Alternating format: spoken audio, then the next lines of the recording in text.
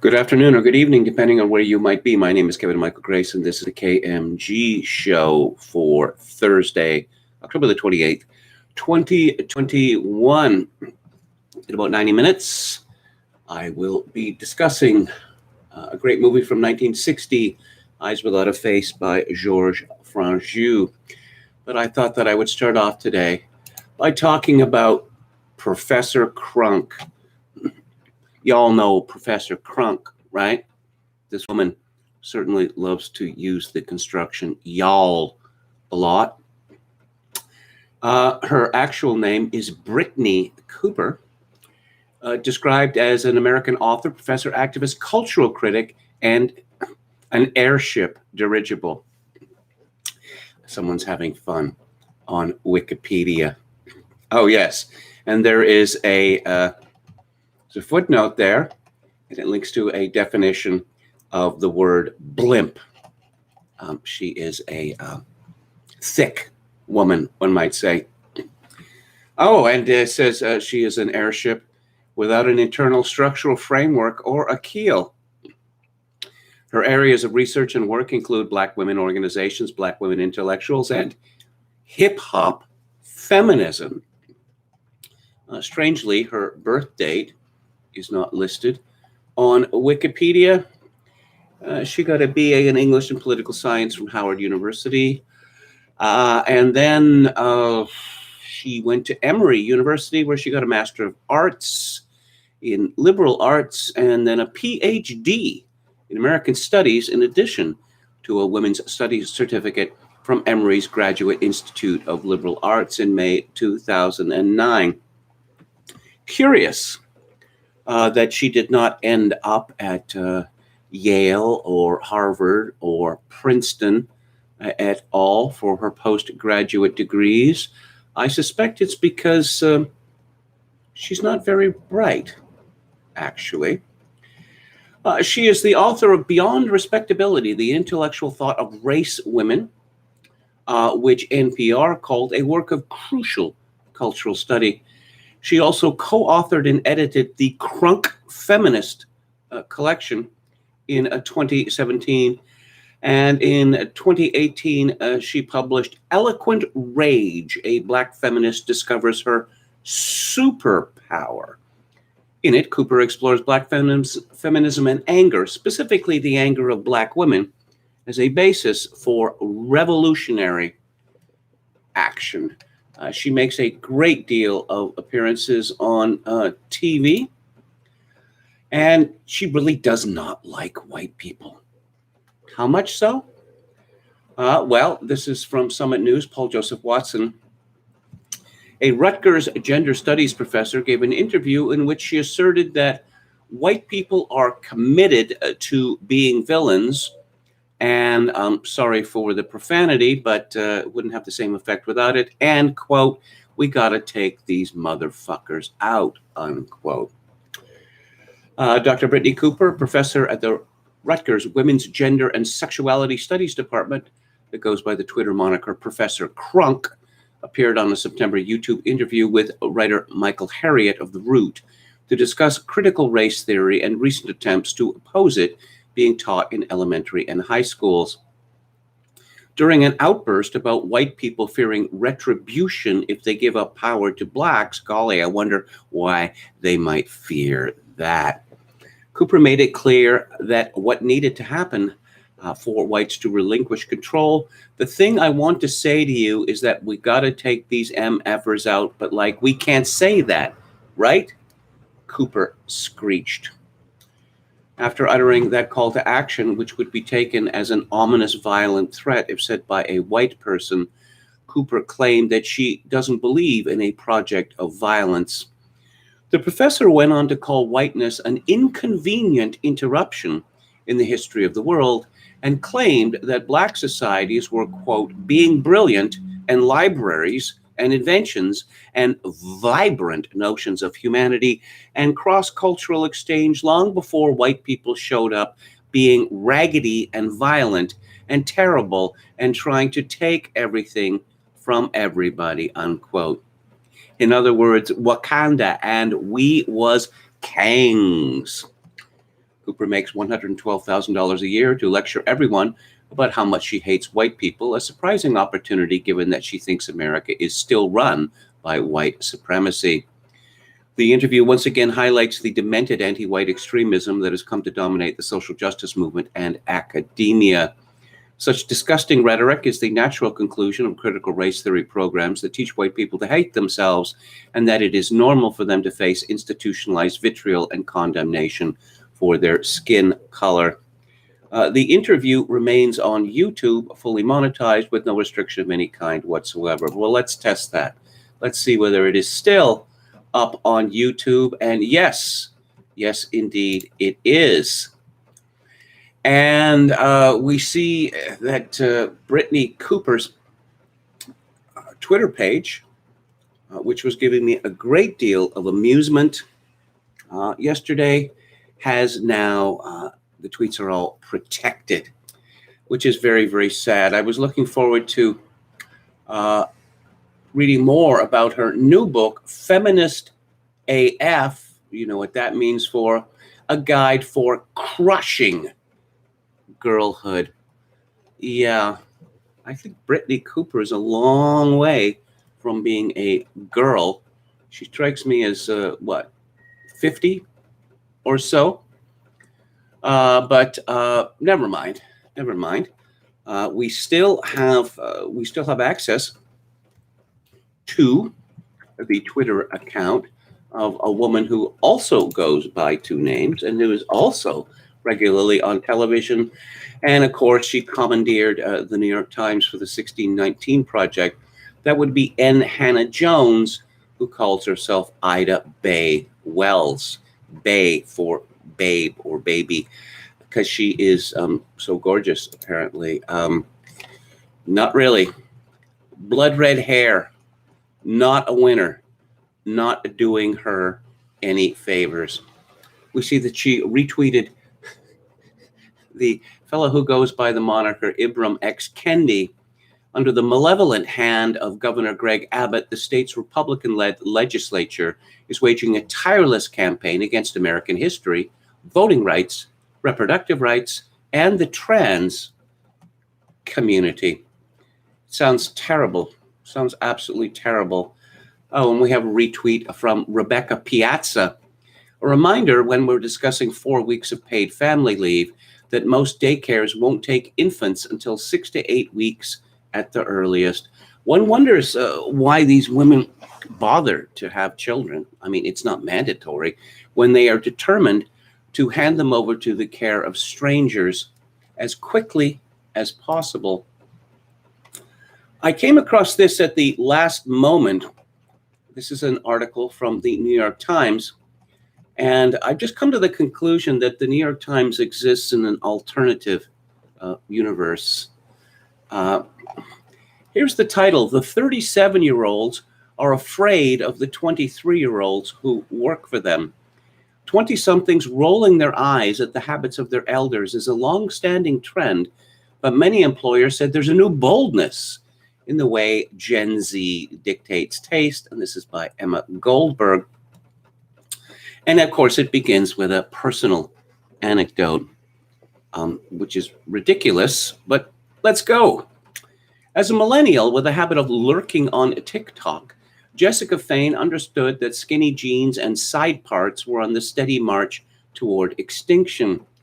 But when Fain, who works as a project manager at a large tech company, heard that some of her favorite emojis might also be confronting retirement, namely the laughing, sobbing face, she decided to seek the counsel of her junior colleagues. I heard that using this emoji wasn't cool anymore. Fain, 34, said she wrote in a water cooler type Slack channel. Yeah, I only use that emoji at work for professionalism, she recalled a younger employee replying, quote, H8, 2, that's the numeral 2, and the numeral 8, break it to, numeral 2, you, the letter, small Jess, unquote. I guess we're all going to have to learn, especially millennials are going to have to learn to speak, or at least to tweet or email or DM, using this bizarre patois. Fain is old enough to remember when millennials determined what was in vogue: rompers, rose pink, craft beer, Netflix, and chill. It seems like such a long time ago, does it not?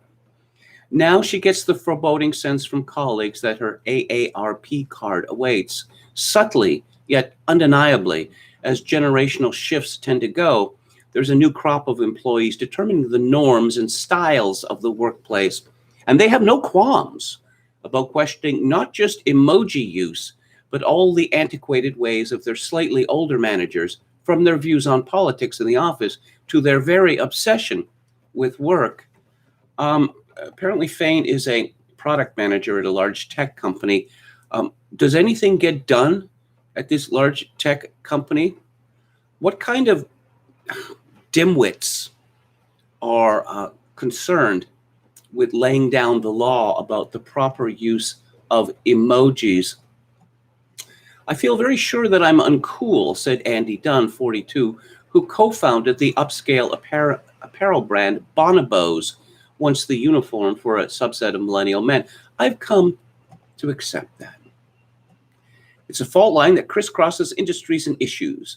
At a retail business based in New York, managers were distressed to encounter young employees who wanted paid time off when coping with anxiety or period cramps.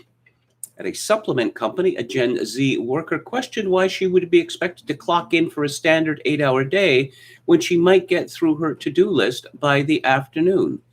At a biotech venture, entry-level staff members delegated tasks to the founder. And spanning sectors and startups, the youngest members of the workforce have demanded what they see as a long overdue shift away from corporate neutrality toward a more open expression of values, whether through executives displaying their pronouns on Slack or putting out statements in support of the protests for Black Lives Matter.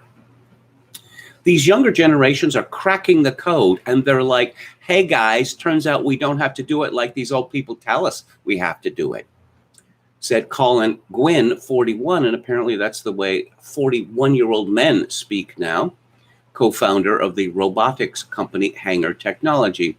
We can actually do whatever we want and just be as successful. And us old people are like, what is going on? 20-somethings rolling their eyes at the habits of their elders is a trend as old as a Xerox, Kodak, and classic rock. What on earth does that clause mean? But many employers say there's a new boldness. You've already said that, Emma, in the way Gen Z dictates taste. And some members of Gen Z, defined as the 72 million people born between 1997 and 2012, or simply as anyone too young to remember September the 11th, are quick to affirm this categorization. Again, you've already told us this. Ziad Ahmed, founder and chief executive of the Gen Z marketing company JUV Consulting, which has lent its expertise to brands like JanSport, recalled speaking at a conference where a Gen Z woman, an entry-level employee, told him she didn't feel that her employer's marketing fully reflected her progressive values. What is your advice for our company? The young woman asked. Make you a vice president, Ahmed told her, rather than an intern. And I'm sure that absolutely happened and is not completely made up. Starting in the mid-noughts, the movement of millennials from college into the workplace prompted a flurry of advice columns about hiring members of the headstrong generation. These young people tell you what time their yoga class is, warned a 60-minute segment in 2007 called The Millennials Are Coming. Over time, those millennials became managers and workplaces were reshaped in their image. There were, thank God, it's Monday signs affixed to WeWork walls. There was the once heralded rise of the SheEO. Really? That was once heralded and there was actually a rise? Well, as I said, alternative universe. Millennials point out that for a generation of workers who entered the office during and after the 2008 financial crisis and felt lucky to land any type of work, it's unsurprising to see a premium placed on hustling.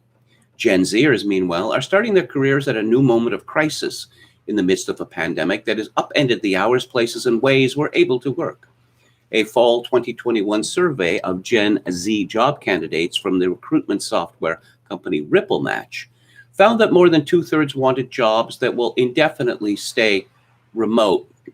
So we're supposed to believe that millennials who entered the office during and after the 2008 financial crisis, they felt lucky to land any type of work. Gen Zers, who are now going through a crisis, well, a self-inflicted one, even worse than 2008, apparently they don't care. Nope. And these people interviewed for these stories, I kind of wonder about, what prep school they went to and which Ivy League college they attended. And most important, how rich their parents are. How many unpaid internships they had. The generational frictions are now particularly apparent in companies run by and catering to a largely millennial demographic. Gabe Kennedy, 30, founder of the herbal supplement brand Plant People, noticed as he recruited Gen Z employees that some had no interest in the rigid work habits that felt natural to his mostly millennial 10-person team. He and his co-founder were accustomed to spending late nights in the office, obsessing over customer feedback and sharing Chinese takeout. His youngest employees preferred to set their own hours. Kennedy interviewed a Gen Z candidate for a full-time position who asked if she could stop working for the day when she'd accomplished the tasks she'd set out to do. "You've already told us this." He responded that her role was expected to be 9 to 5. Older generations were much more used to punching the clock, Kennedy mused. It was, "I climb the ladder and get my pension and gold watch." The gold watch cliche was, past its due date, 50 years ago or more? But never mind. Then for millennials, it was, "They're still in office, but I can play ping pong and drink nitro coffee." For the next generation, it's, "Holy cow, I can make a living on posting on social media when I want and how I want." How many people in Gen Z can make a living by posting on social media when I want and how I want? Obviously, a very small number of people. But the New York Times is actively encouraging young people to believe this nonsense. Ali Kriegsman, 30, co-founder of the retail technology business Bulletin, wasn't sure in the past how to respond when her Gen Z employees insisted on taking days off for menstrual cramps or mental health. "You've already told us this." Emma, how padded is this story?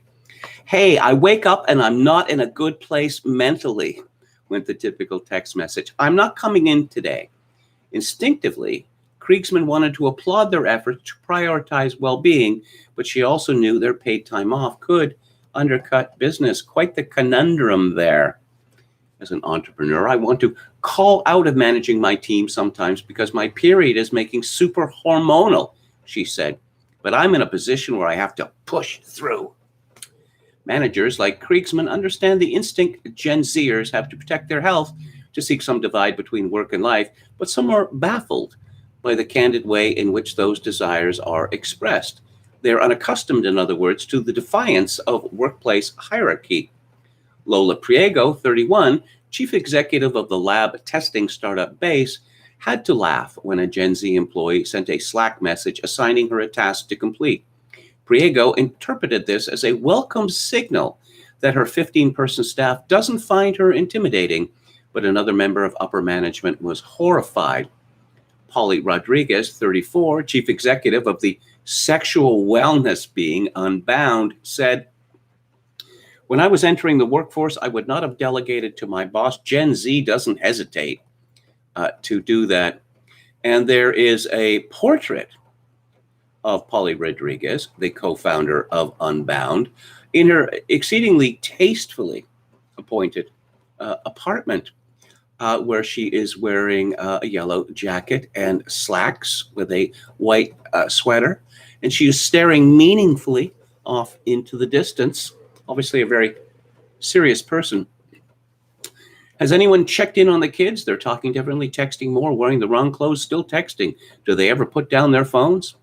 Researchers call this the kids these days effect and note it has been happening for millenniums, or millennia as others would write.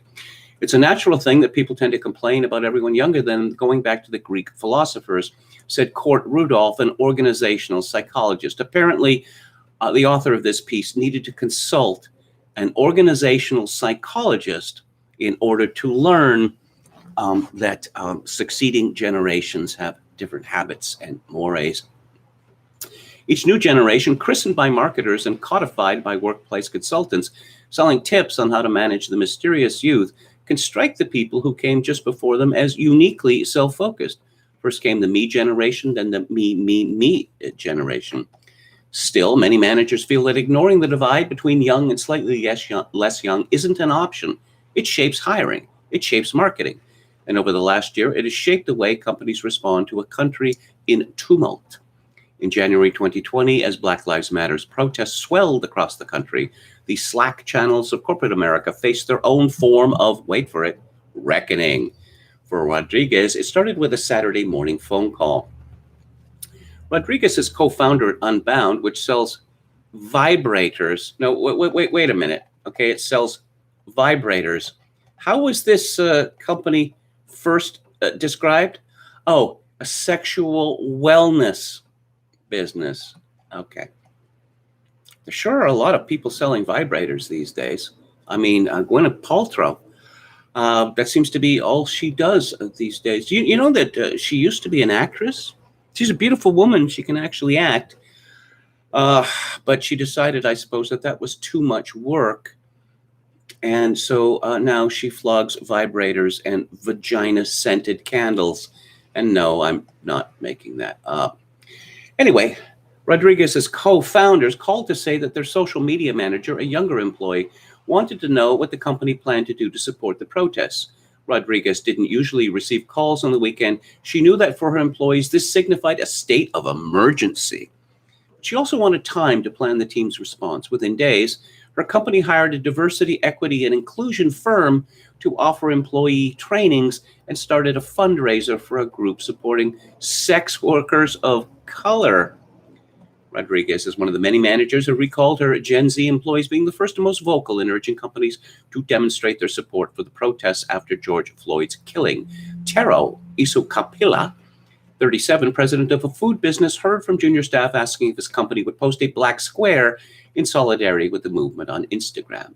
Elaine Purcell, 34, co-founder of the maternity care startup Ula, got a Slack message from one of her youngest workers after the shootings at Atlanta area spas in March, asking what the team could do in solidarity with Asian Americans.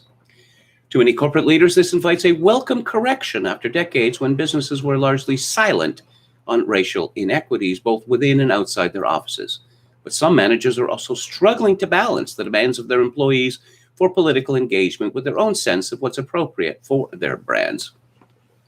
You talk to older people and they're like, dude, we sell tomato sauce. We don't sell politics, said Kennedy, co-founder of Plant People, a certified B corporation. Then you have younger people being like, these are political tomatoes. This is a political tomato sauce. I wonder how long this company, Kennedy's company, is going to be in business.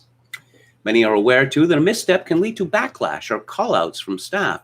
Some young former employees are much more willing to burn bridges, Rodriguez said. To me, it's short-sighted. Is it worth the social clout of getting gratification on social media, but then trashing someone who could continue to help you professionally? Dunn, who left Bonobos and is now founding a social media company, hired a Gen Zer to read a draft of a book he's writing and notify him of any potentially insensitive or inflammatory language. Within a day, she had left 1,100 comments in the document. And who says Gen Zers don't know how to work hard? Dunn has also begun trying to monitor his gendered language in the office instead of guys saying people, or better yet, y'all. I'm like, let's go, y'all, even though I'm from Illinois, Dunn said. I had to wake up around Juneteenth when someone was like, hey, are we off? I was like, oh, of course we're off. But I hadn't thought about that. For Dunn, it was a reminder of how much he relies on his youngest employees. He's fluent in millennial, but that doesn't mean he knows all the sensibilities of Gen Z. He realized that knowledge matters for his bottom line. Entry-level employees might scold him, but they also know what their peers like. You want to be close to the culture, Dunn said. At many businesses, Gen Z employees are given increasing leeway to drive internal culture too. Emily Fletcher, 42, who runs Ziva Meditation, noticed that at her company retreat, the junior people were the ones who were the most comfortable stretching the bounds of what is considered professional conversation. Oh God, that just sounds like agony.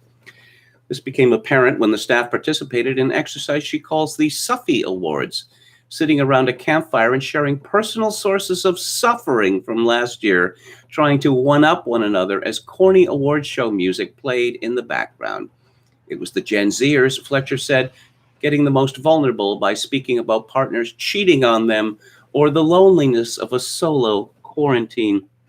They celebrated human emotion instead of having an outdated framework of what corporate should be, Fletcher said.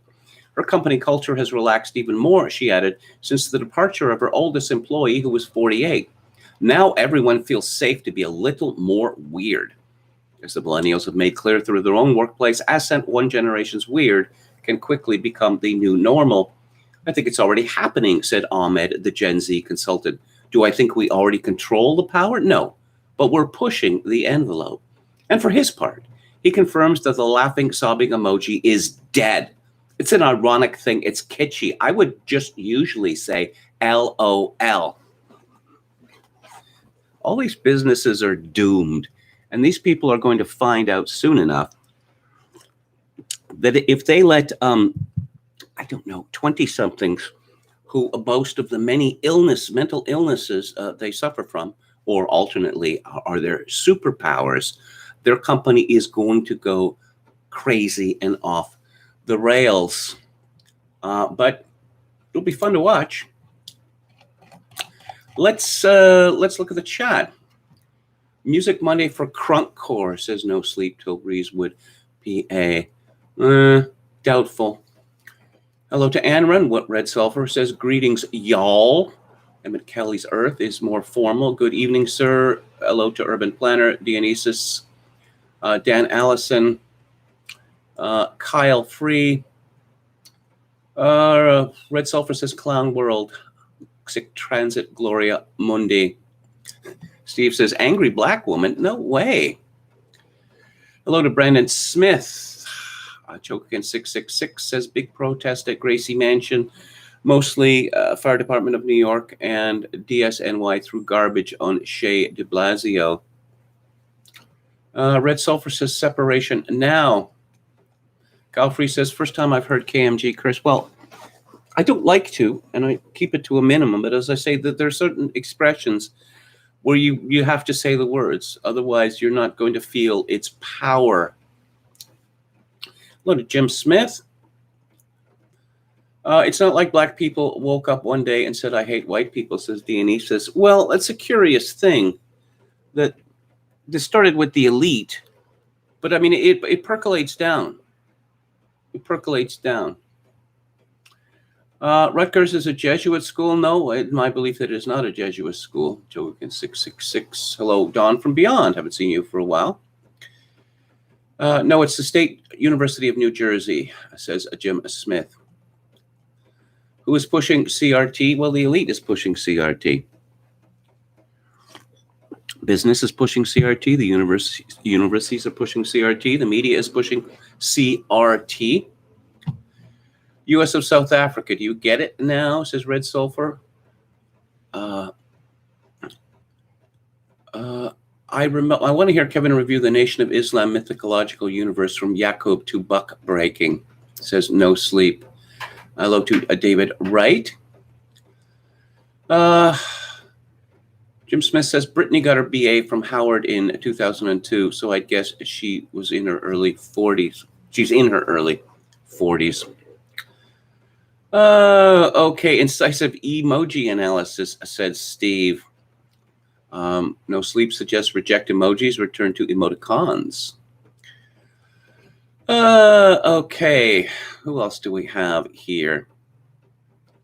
Garland has a truly, that would be Merrick Garland, has a truly out of the crypt voice, very creepy. Note the way Garland quivers when he has to actually speak for himself, says no sleep. Okay, Whites must be getting paid by the writer must be getting paid by the word, says Steve. If I had edited that piece, and I was an editor for quite a few years, it would be 40 to 50% shorter. I would also ask for some evidence, some sociological evidence. It's all anecdote. Everything in this story is an anecdote, except for that tremendous insight from the professor about generational differences. No, there's a lot of surveys done on attitudes of millennials and Gen Z, and there's none of that in the story. Steve says we should take a page from Mao and send these people out to do farm work. See, okay, and we're almost at the end of this. Hello to Justin Proto. Hello to Professor Paul. How many of these niche businesses are there, says Steve? Well, certainly enough to be to fill up a New York Times story. I think that is the message. Any 37-year-old who's afraid of a 23-year-old? Too funny. I suppose it would be beyond the mettle of any of these people to say emojis. Who gives a toss? I'm not getting into conversation about emojis. Okay. Here's a story from Citizen Free Press by Kane. Joe Biden wants to pay $450,000 per person to illegal immigrant families that were separated after illegally crossing the border during the Trump administration. How about that? The U.S. Department of Justice, Homeland Security, and Health and Human Services are considering payments that could amount to close to $1 million a family, though the final numbers could shift, the people familiar with the matter said. Most of the families that crossed the border illegally from Mexico to seek asylum in the U.S. included one parent and one child, the people said. The American Civil Liberties Union, which represents families in one of the lawsuits, has identified about 5,500 children separated at the border over the course of the Trump administration, citing figures provided to it by the government. The numbers of families eligible under the potential settlement is expected to be smaller, the people said, as government officials aren't sure how many will come forward. Around 940 claims have so far been filed by the families, the people said. The total potential payout could be $1 billion or more. So the border is pretty much open now. And how many people have swarmed into America since Biden became president? Several millions, one would think. And they keep coming. And no, Biden hasn't been to the border. Did Kamala go to the border? Why would they go to the border? Because the idea is to let as many illegals in as possible for all sorts of reasons. Eventually, these people will be given citizenship and they will be able to vote for the Democratic Party. And of course, when Trump was president, too many Americans were getting pay rises. There was pressure on the job industry. So we need more illegals, or America needs more illegals, so that Americans lose jobs and their pay falls. I mean, it all makes sense, as does flying migrants, so-called migrants, all over the United States, particularly to small towns and the like, in the middle of the night. And, oh yes, baseball has become exceedingly political, as we all know. And I saw some story that it was the commissioner of baseball's nightmare that the Atlanta Braves were playing the Houston Astros in the World Series. This is again from Citizen Free Press. Columnist at USA Today refuses to write Atlanta Braves. Bob Nightingale had tweeted, MLB club won't budge on Atlanta baseball team's nickname, but here's why I won't use it. No, that's not the nickname. That is the actual name of the baseball team. He claims that this is offensive to Native Americans. Quote, well, I can't stop the tomahawk chop or make Atlanta change its name. What I can do is not acknowledge the nickname. he wrote Wednesday. In recent years, I have tried to avoid using Atlanta's nickname in columns. I find it offensive. And after talking and listening to Native American leaders, friends, and associates, it only fortifies my belief. Does this baseball reader in Atlanta, does he have a lot of Native American leaders, friends, and associates? Really? I kind of doubt that. I kind of doubt it, actually. But just 3 days ago, he wrote the dread phrase Atlanta Braves on Twitter. Sweet revenge, Atlanta Braves knock off Los Angeles Dodgers to advance to World Series. Yeah. Sports writers are the worst. They're the absolute worst. When did this start changing? Say 20, 30 years ago? Maybe they just got tired of, their profession being jock sniffers. So what were you thinking before you hit the home run? Were you looking for a particular kind of pitch? And then followed by, how did it feel when you saw the ball leaving the stadium? I suppose asking those questions over and over again can get quite tiresome. And, here's some news from France, from Paul Joseph Watson at Summit News. Migrants in the town of Alençon, France, rioted, set fire to vehicles, and attacked police and firefighters after authorities arrested a 16-year-old suspect for dealing drugs. Around 20 young men hit the streets to cause chaos in response to the arrest, throwing fireworks at emergency personnel, a common tactic during migrant riots. We deplore this night of urban violence in Persigny, in Alençon, in which there were a dozen vehicles set on fire, said Françoise Teheri, prefect of the Orne district, told BFM TV. Photos taken this morning show the remains of torched vehicles. Apparently, the state has been dispersing the migrants over the whole area recently in a bid to help them integrate better. This looks like it was a resounding success, Watson comments. Cities and towns in France are routinely plagued by migrant riots that are sparked by violent confrontation between police and criminals. In May last year, migrants in Paris staged unrest for multiple nights, attacking police and setting fire to vehicles in protest against the accidental death of a motorcyclist. Some areas are so out of control that during the first COVID-19 lockdown, a top government official said restrictions shouldn't be imposed on migrant-heavy areas due to the threat of riots. Unrest in France's notoriously high-crime banlieues, that's what they call the suburbs, is commonplace and a clear sign that multiculturalism has failed, although the media has repeatedly tried to frame the very existence of no-go zones as a conspiracy theory. However, the issue is treated deadly seriously in France, with mass migration becoming a core issue for voters in the run-up to next year's presidential election. As discussed below, a new poll found that the majority of French people fear that they are being replaced by Muslim migrants and that Christianity will go extinct.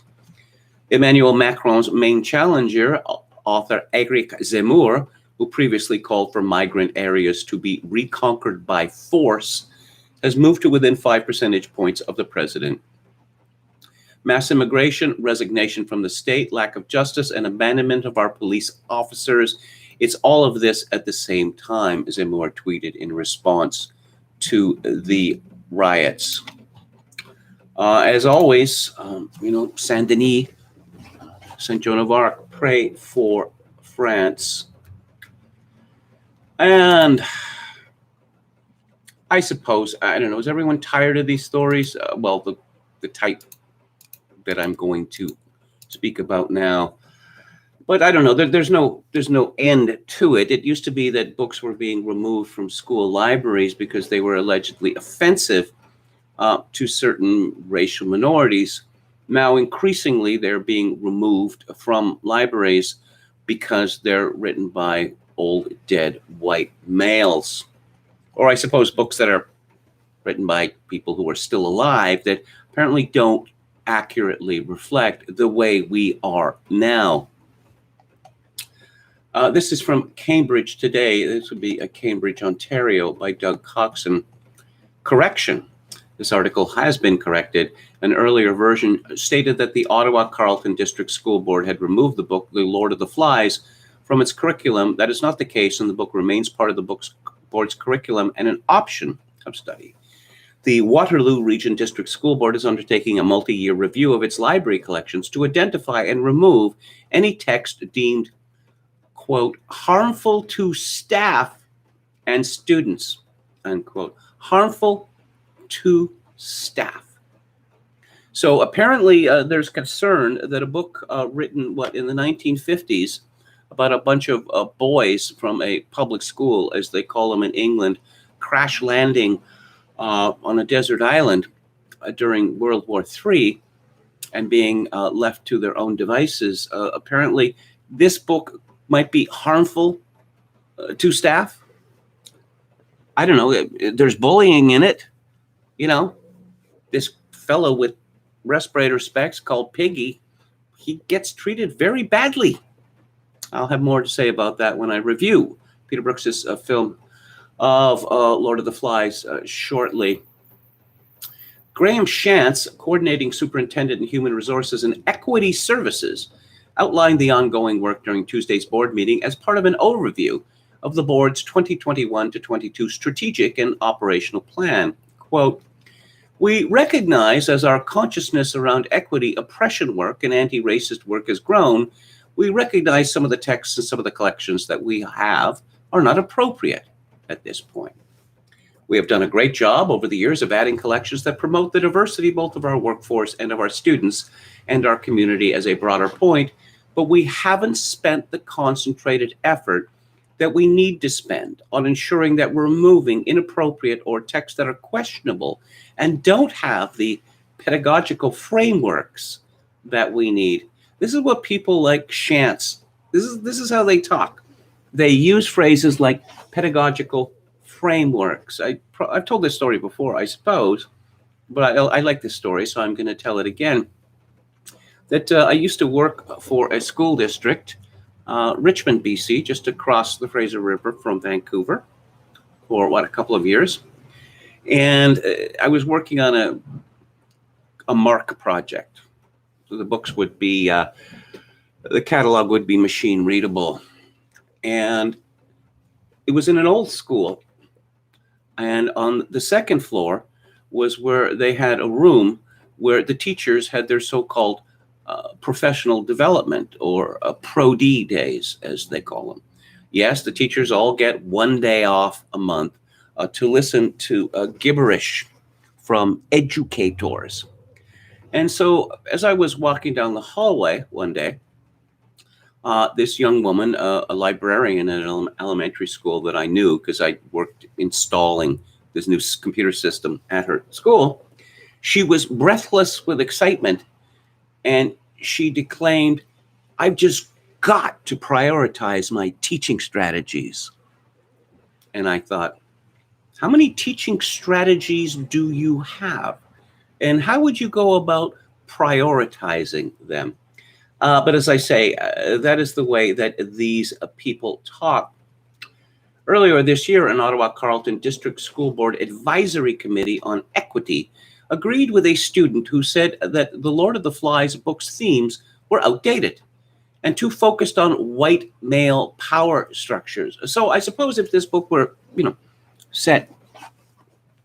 concerned, African young men or Asian young men, that being stranded on a desert island and being left to their own devices, that it would be completely different than William Golding's novel. The Lord of the Flies remains part of the board's curriculum and option of study. Other books recently removed from Canadian school libraries and our curriculums in response to complaints about racist, homophobic, or misogynistic language and themes include Harper Lee's To Kill a Mockingbird and Margaret Atwood's The Handmaid's Tale. Oh, I see. Did these Canadian school libraries think that Margaret Atwood is actually advocating for the dystopian society that she depicts in The Handmaid's Tale? These are really stupid people, and it's quite possible that they do actually believe this. A month or two ago, I discussed the first part of Heather McDonald's examination of what she calls classical music's suicide pact. And I'm going to talk about part two here. Succumbing to specious charges of racism, America's orchestras, opera companies, and conductors are abandoning the Western canon. She begins, until August 2020, Donna Vaughn had been the longtime artistic director of opera at the Manhattan School of Music. Her experience included singing, acting, and directing on and off Broadway and on opera stages. The Manhattan School of Music's 2019 production of Saverio Mercadante's little-known opera buffa, I Du Figaro, showed her influence in some stunningly charismatic and witty student performances. Vaughn was committed to championing minority musicians, so much so that she endowed a scholarship for them at her alma mater, Brevard College in North Carolina. In all my years of teaching, she said at the time, I have often wished that more minority members were encouraged to pursue a music profession. Besides the classics, she produced socially conscious contemporary works, giving the first professional staging, for example, at the Fort Worth Opera Festival, of a feminist opera about a 17th century nun. The mob cares nothing for facts, though. On June 17, 2020, Vaughn was teaching a class on performing musical theater to high school students via Zoom. An unidentified participant, whose name and image were blacked out, very likely a plant, asked her out of the blue, how could she possibly justify having produced Franz Lehar's allegedly racist, in this case, allegedly anti-Asian operetta, Das Land des Lächelns, The Land of Smile. Several years earlier, Vaughn cut the questioner off for raising an issue irrelevant to the current discussion. The fuse was lit. A Manhattan School of Music student petition was immediately forthcoming. Vaughn must be fired because she is a danger to the arts community, it thundered. The petition resurrected a meme from the time of the Lehar production that Vaughn had cast a black singer as a butler character, thus proving her racism. A rule banning blacks from playing servant characters would put off limits some of the most essential roles in the repertoire, including Leporello and Don Giovanni, and Figaro and Susanna in The Marriage of Figaro, the latter of which Kathleen Battle knocked out of the park. For good measure, the petition threw in unspecified reports of homophobic aggression and body shaming. The petition quickly garnered 1,800 signatures. Phony Instagram accounts under Vaughn's name suddenly appeared on the web containing fake inflammatory material. Vaughn's colleagues, cowering from the mob, let her twist in the wind. Almost none came to her defense. Vaughn was fired and replaced by a black male. The Manhattan School of Music administration apparently made no effort to speak with Vaughn's former students who would have rebutted the false charges against her. Howard Watkins is an assistant conductor at the Metropolitan Opera and a faculty member at Juilliard. He has accompanied world-famous singers and conducted at some of the most prestigious venues in the industry. In a heartfelt character reference after she had been fired, he chronicled his history with Vaughn. In 1988, he was enrolled in the Lindemann Young Artist Development Program at the Met. Vaughn was the program's stage director and acting coach. Vaughn was responsible for many of his greatest experiences there, Watkins wrote. Her classes provided all of us with specific tools towards improving our artistic growth and understanding. As for the homophobia charge, Watkins' interracial relationship with his male domestic partner has clearly never been the slightest concern to her whatsoever, nor would it even occur to her to cast according to race or sexual orientation. Bass baritone LaMarcus Miller worked in Vaughn's opera workshop and opera lab at the Manhattan School of Music in the early 2010s. She was a pillar of integrity and the epitome of a mentor, he says. I've only seen her be tremendously inclusive while holding students accountable for their actions. Days after the firing, the anonymous petition instigator posted a follow-up victory. Donna D. Vaughn has been removed from her position at MSM. Thank you to everyone who supported this petition. The work is never over, and I hope you all feel strengthened by this victory. The hope is well-founded. On to the next takedown. And she recounts the story of Timothy Jackson, music theory professor at the University of North Texas, who's also hanging on for his professional life. After Philip Ewell launched his race-based attack on Schenkerian music theory in November 2019, Jackson put out a call to members of the Society for Music Theory, including Ewell, to submit a response. The majority of essays published in the July 2020 Journal of Schenkerian Studies were critical, some timidly, others more forthrightly. 5 were supportive. Few stated the obvious, that to equate tonal hierarchies with racial hierarchies is lunatic. Like most practitioners of high theory since deconstruction, Ewell is blinded by the similarity of words while ignoring their contextual meaning. A hierarchy of keys and of harmonies within those keys is constitutive of Western tonal music and of some non-Western music as well. It has nothing to do with alleged racial hierarchy. Ewell's position means that tonal music is itself racist. Every composer writing in a tonal idiom, including composers of color, would be engaged in a racist enterprise. So would be anyone in any field of activity that recognizes dominant and subdominant elements, whether art, analysis, evolutionary biology, chemistry, or engineering. Distinctions between gravitational, nuclear, and electromagnetic forces would render our very universe a site of cosmic racism. Jackson's response focused on Ewell's denunciations of Schenker as a proto-Nazi. Ewell had failed to mention Schenker's outsider status as an Austrian Jew or his widow's death in a concentration camp. Many such cases. What's going on here? Well, there are certain artistic enterprises, such as, ballet and classical music, orchestral music, chamber music, opera, which are, for the most part, written and performed by white people and enjoyed by white people. And Black radicals have decided that this will not stand, that music belongs to us now, and we are going to tear down everything that exists. And they've been successful. And they will probably continue to be successful. White people are racists, of course, and they are by their very nature. And we hear about that clown Alex Ross at the New Yorker chastising the alleged racism of the Magic Flutes monostatos. MacDonald comments, the complaint is stunningly trivial when measured against the majesty of Mozart's output. More important, it overlooks the conventional nature of dramatic expression. Monostatos is no more a serious portrait of a Muslim than Papageno is a serious portrait of a bird catcher. Both exist within the realm of comic tropes. If we are looking to take racial offense at libretti that Mozart did not even write, we could also complain about bumbling, manipulated, or hysterical whites, whether Count Almaviva, Donna Elvira, Mazzetto, Leporello, or Elettra. But every iteration of such a childish accusation serves as another excuse for the uninitiated to keep their ears shut. And MacDonald found out, to her surprise, that everyone is terrified to speak out about this. Though the keepers of our tradition know that classical music is a priceless inheritance, fear paralyzes them as that legacy goes down.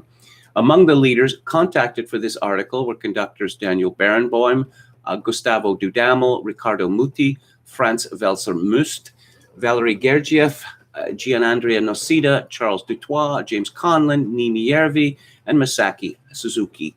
Pianist Andras Schiff, Mitsuko Uchida, Lang Lang, Evgeny Kissin, and Richard Good, singers Anna Neptrenko, James Morrison, Angel Blue, and composers John Harbison and Wynton Marsalis all either declined to comment or ignored the query.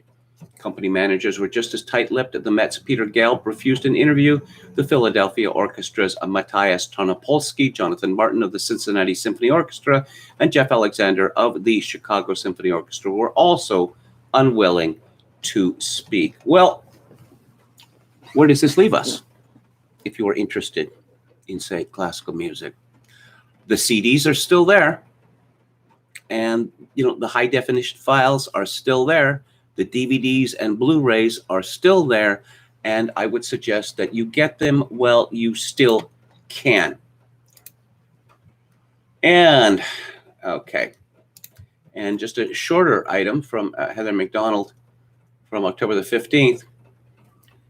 As predicted, Franco Zeffirelli's exuberant production of Puccini's Turandot, now playing at the Met, has been issued a death sentence. Unlike Fire Shut Up in My Bones, writes New York Times critic Anthony Tomasini, which attempts to engage with the present moment in all its roiling complexities, the Zeffirelli Turandot puts Tomasini in mind of the wave of anti-Asian hostility that has compelled the arts to re-examine lingering prejudices and racist stereotypes. Tomasini issues a reprieve to the music itself, but the increasingly anachronistic production must go, he says, since it fails to dispel what he sees as the story's racist stereotypes, especially regarding the three ministers Ping, Pang, and Pong. Cue up the new and improved anti-colonialist Turandot.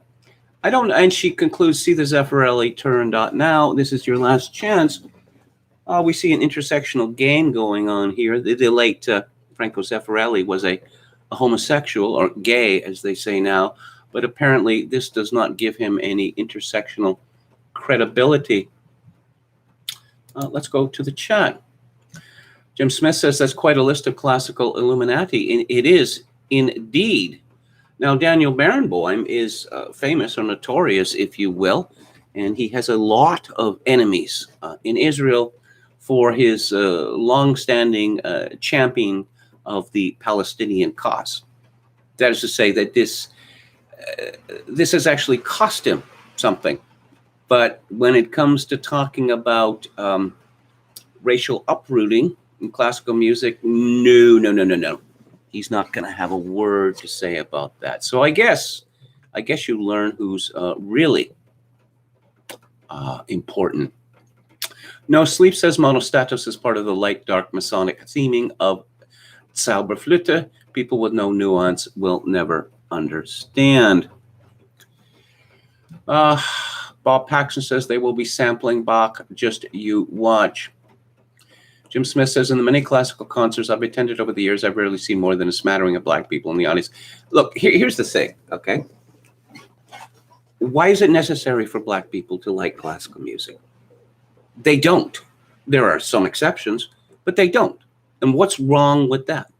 There are other forms of music that they prefer. In the same way, blacks are generally not fond of ballet dancing. You know, they like breakdancing instead. And again, that is their choice.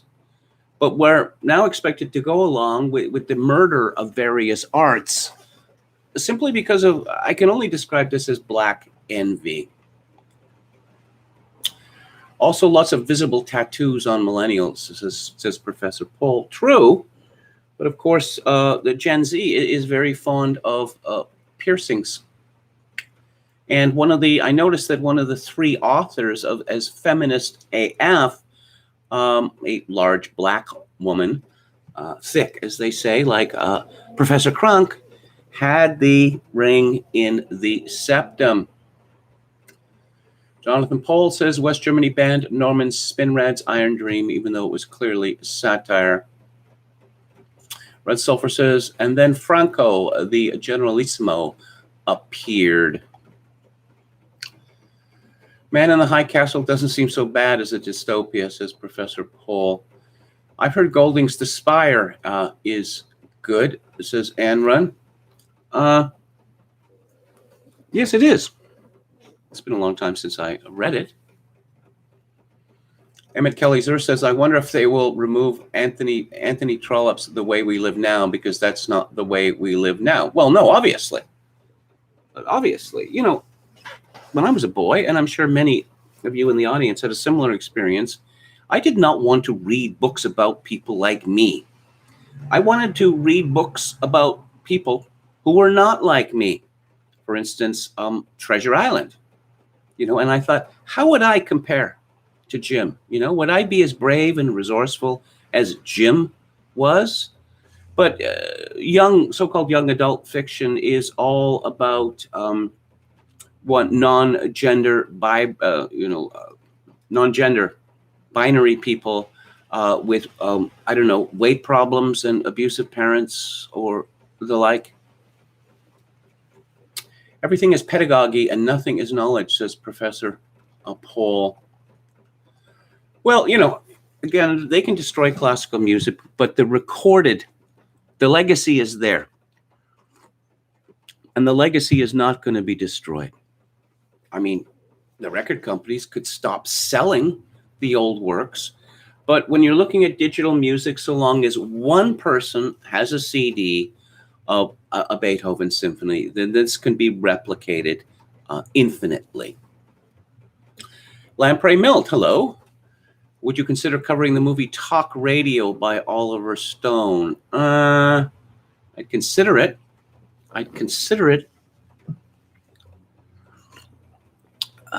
Based on a true story, is it not? Emma Kelly's there says, if only Herbert von Karajan was still here. Just a joke. Okay, so what are we going to talk about next? Oh, yes, the DOJ has declared war on America. This is from Steve Watson.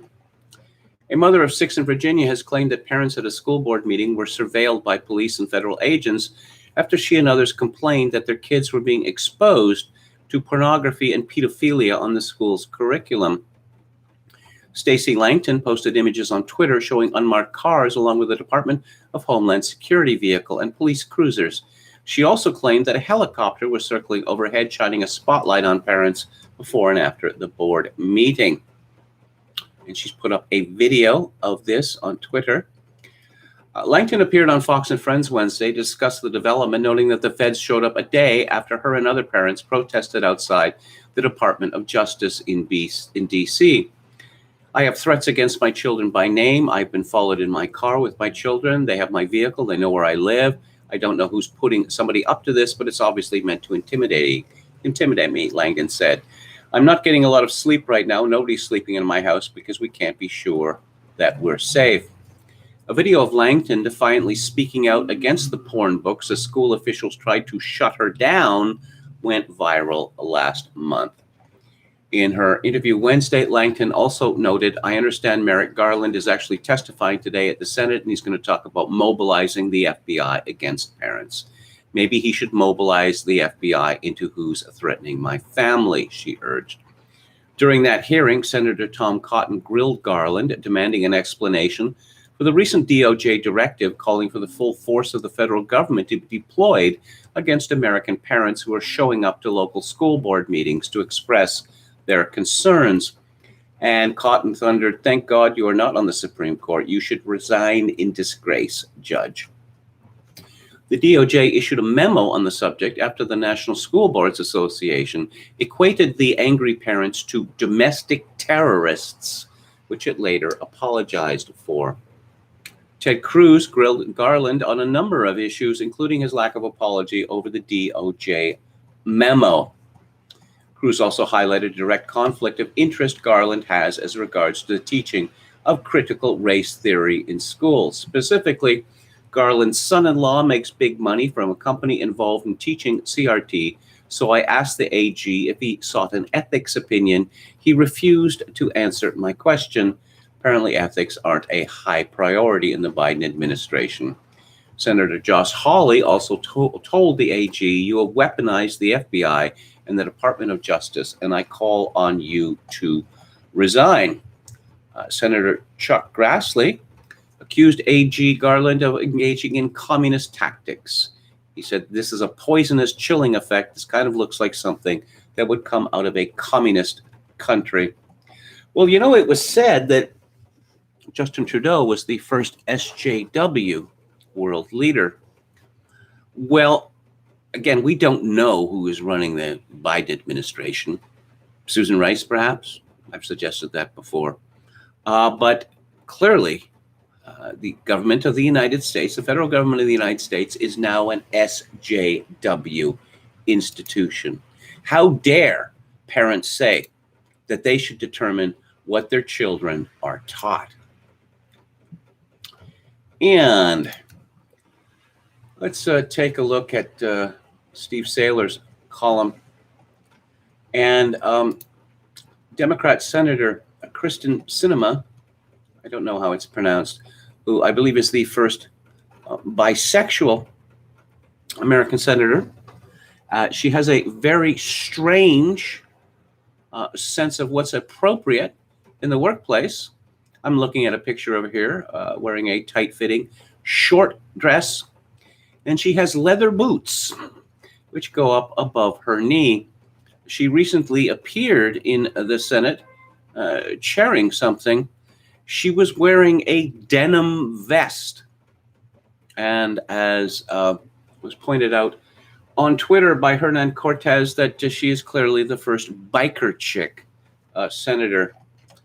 Steve Saylor writes, yesterday, NBC News raised doubts about whether Arizona moderate Democrat Senator Kristen Sinema could be considered morally and spiritually a true bisexual, because it's hard to tell which team she's playing for. Senator Sinema isn't playing ball. This is from, well, it's from somewhere anyway. The centrist Democrat from Arizona in the spotlight during high-stakes spending talks skipped the congressional women's softball game on Wednesday, despite being included in the scheduled lineup and appearing in the program handed out to fans with the number 48. Sinema's absence at the charity game was the result of an injury, one of the event's organizers told the Washington Examiner. She's on the injured reserve list because she broke her foot, she said, referring to the injury Sinema endured in June while running a marathon that resulted in her wearing a cast on her foot for a time. I can speak from personal experience. I used to live near Britannia High School in Vancouver, in East Van, just off Commercial Drive. And that part of Vancouver was and may still be lesbian central.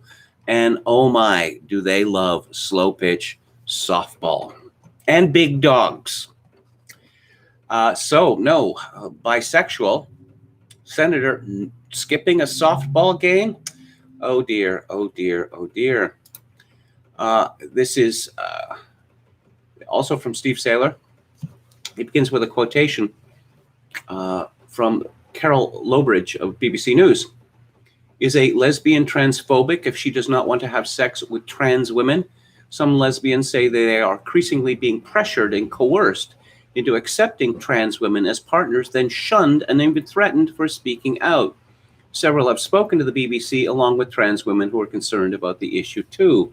A Sailor comments, personally, I can never remember what terms like trans women and trans men mean, since they could equally likely have opposite meanings. Yes, I mentioned this a few days ago. This is exactly how I think.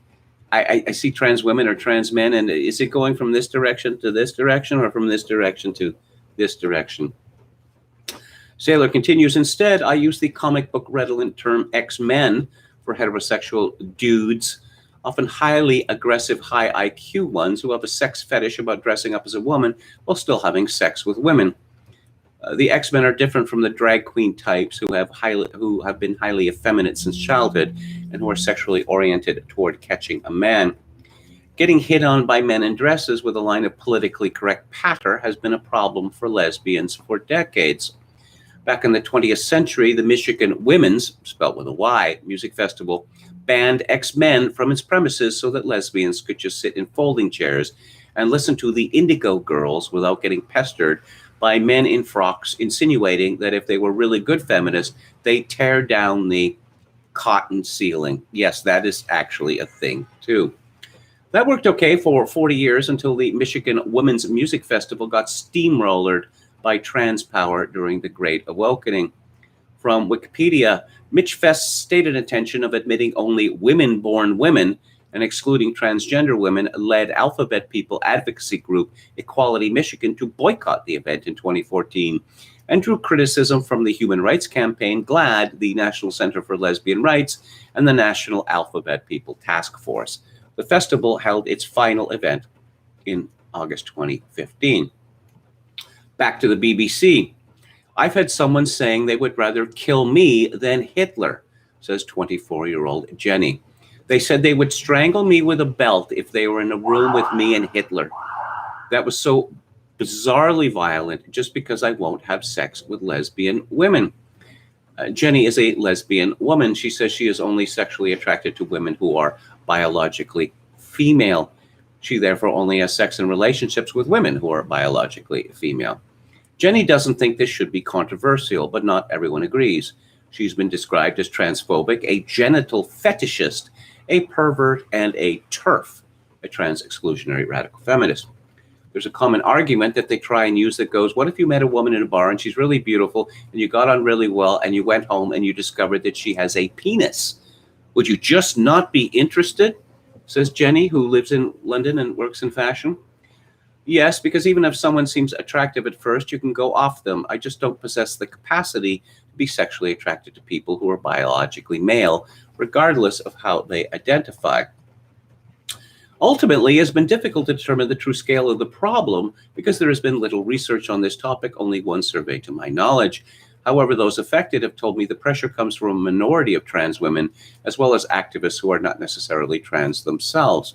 They described being harassed and silenced if they tried to discuss the issue openly.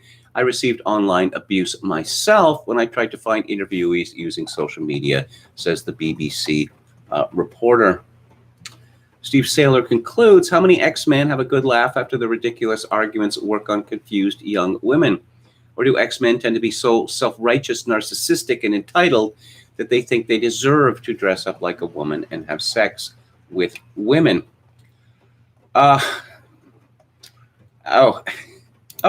more on this crucial subject of bisexuality. NBC News, Senator Sinema is a disgrace to us bisexuals because she can't make her mind which team she's playing for. And then a piece from NBC News by Lux Alptraum. Lux, L-U-X. Okay. Who is the author of Faking It, the Lies Women Tell About Sex and the Truths They Reveal. Bisexual women are constantly told we're untrustworthy, that our attraction to multiple genders means we're more likely to cheat. And the opinion piece at NBC by Lux Alptraum begins, it wasn't that long ago that embattled Arizona Senator Kristen Sinema was hailed as a triumph of bisexual representation after she was sworn in January 2019, out-celebrated the first openly bisexual senator as a rebuke to Trumpism, petitioning the sassy lawmaker, that's an actual quotation, in opposition to homophobic then Vice President Mike Pence. But just a few years into her tenure, public opinion has soured on Sinema. Instead of a brash, bisexual icon, willing and able to stand up to the far right, she's now seen as an unreliable centrist, a self-absorbed Democratic turncoat, more fixated on getting attention and lining her own pockets than uplifting her community. No longer a bi icon, she's now held up as a cautionary tale about the limits of representation. Lux comments, as a bisexual woman and one who, like Sinema, is white and cisgender, I now cringe every time the senator makes the headlines.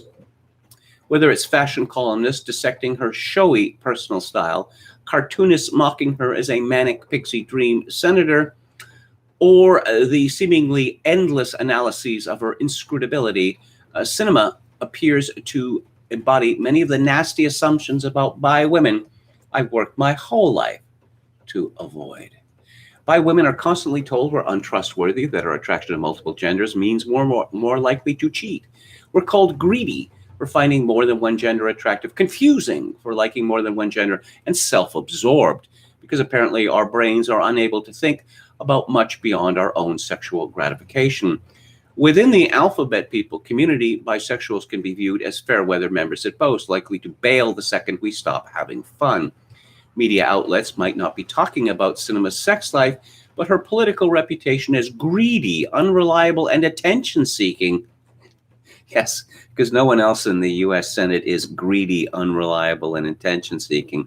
Echoes many of the stereotypes my community has been dealing with for years. Is she bad for the bisexuals? I find myself wondering on a nearly daily basis. Research has shown that bi people, particularly bi women, are in an elevated risk for depression, anxiety, substance use, and suicide. Let's see. Mental health resources are rarely targeted specifically to the bi community. Bi women are also at an elevated risk of abuse and assault. 2010 data for the Centers for Disease Control found that over 60% of bisexual women reported experience with rape, intimate partner violence, or stalking, compared to over 43% of lesbians and 35% of straight women. A sailor comments, interesting how lesbians are violently victimized by women at a higher rate than straight women are violently victimized by men. Bisexual men are also extremely vulnerable to poverty. A 2019 report showed nearly 30% of the community living below the poverty line, a rate matched only by the percentage of transgender people of all sexual orientations living in poverty. And a sailor concludes, it's almost as if bisexual women tend to be too sluttish and focused on their short-term pleasures to defer gratification. Okay, so that's enough about lesbians. Oh, yes, I'm going to have to be careful about this. I'll just, I'll report the facts and you decide. This is from Kane at Citizen Free Press. Ireland is 91% vaccinated and COVID cases are soaring. According to Dr. Eli David, Ireland has the highest COVID hospitalizations despite having the highest vaccination rate, 91% in Europe. Irish quandary, who's to blame when everybody's vaccinated? And again, I'll just say that you figure it out, okay? Now, it could be that it turns out that the physiology of people living in Ireland, Scotland, England, Israel, and now Vermont is radically different from the physiology of everywhere else in the world. And I suspect that we're going to have experts who should always be listened to and, more important, obeyed. Okay? The experts are always right. I can't stress this enough. So when they start to tell us that, yes, there are tremendous physiological differences between people in, Ireland, England, Scotland, Israel, and Vermont, well, they must be correct. And things are coming to a head in New York City. This is from Steve Watson at Summit News. The head of the firefighters union in New York City has warned that Mayor Bill de Blasio's vaccine mandate, which comes into effect next week, is going to lead to utter chaos, with massive numbers of unvaccinated first responders prevented from doing their jobs and residents losing their lives as a result.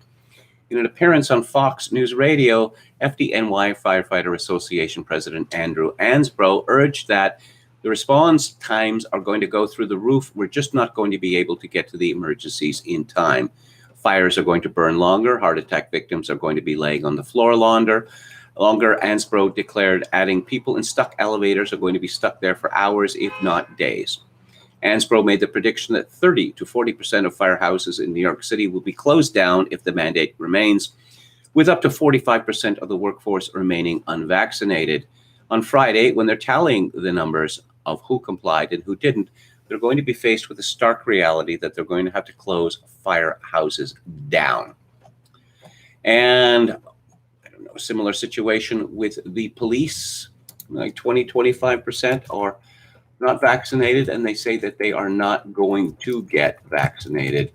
I just wondered if this could be something like the Montreal police riot, or Murray Hill riot, as Wikipedia calls it. Also known as Montreal's Night of Terror, was the culmination of 16 hours of unrest in Montreal, Quebec, during a strike by the Montreal police on October the 7th, 1969. So the police went on strike, and guess what happened? All hell broke loose. On October 7th, all 17 police stations across Montreal were deserted as the policemen gathered at the Paul Sauvé Arena for what was called a day of study. The firefighters also joined in the Wildcat strike. The provincial government posted 400 officers from the Sûreté du Québec to Montreal in the morning, and Quebec Premier Jean-Jacques Bertrand called an emergency session of the National Assembly to pass a back-to-work law. As the police were on strike, a crowd of disgruntled taxi drivers belonging to the MLQ appeared outside of City Hall around 6 p.m., supported the police strike, and carried banners denouncing Mayor Jean Drapeau as being corrupt. After the rally, the taxi drivers formed a convoy, which was escorted by the Popeyes Motorcycle Club, the most violent of Montreal's many outlaw biker clubs. Joining the convoy were journalists and members of the FLQ carrying banners demanding independence for Quebec. On the street, the convoy encountered a Murray Hill limousine, which was forced to stop. The passengers and the driver were allowed to leave, and the car was then smashed to pieces by the taxi drivers and the Popeyes, and then things got worse. I'm reminded, I learned a year ago, that biker games, Hell's Angels, Satan's Disciples, the Devil's whatever, that one of the major biker games in Quebec was, and may still be, called the Rock Machine, which I thought was amusing. Also, this term, Manic Pixie Dream Girl, was devised by the writer Nathan Rabin. And sadly, I found out that a couple of years ago, he felt the need to apologize for inventing this trope, which is a very useful one. But we would never want to suggest that girls could ever be manic, or that men might find manic pixie dream girls to be, sexually attractive. According to Wikipedia, it's a stock character type in film. Film critic Nathan Rabin, who coined the term after observing Kirsten Dunst's character in Elizabethtown, said the MPDG exists solely in the fevered imagines of sensitive writer-directors to teach broodingly soulful young men to embrace life and its infinite mysteries and adventures. The Manic Pixie Dream Girl has been compared to another stock character, the Magical Negro, a black character who seems to exist only to provide spiritual or mystical help to the white savior protagonist. In both cases, the stock character has no discernible inner life, existing for the sole purpose of providing the protagonist with important life lessons. And many such examples are given. Natalie Portman in Garden State, Katharine Hepburn in Bringing Up Baby, Annie Hall, Kate Winslet as Clementine in Eternal Sunshine of the Spotless Mind. I love that movie, and Kate Winslet's character is just, what an absolute nightmare. Ugh. But I guess some men like Jim Carrey's character are desperate for female companionship. And let's see if there's anything that I can quote from this source. Okay. Oh, Denmark. Strange things are afoot in Denmark.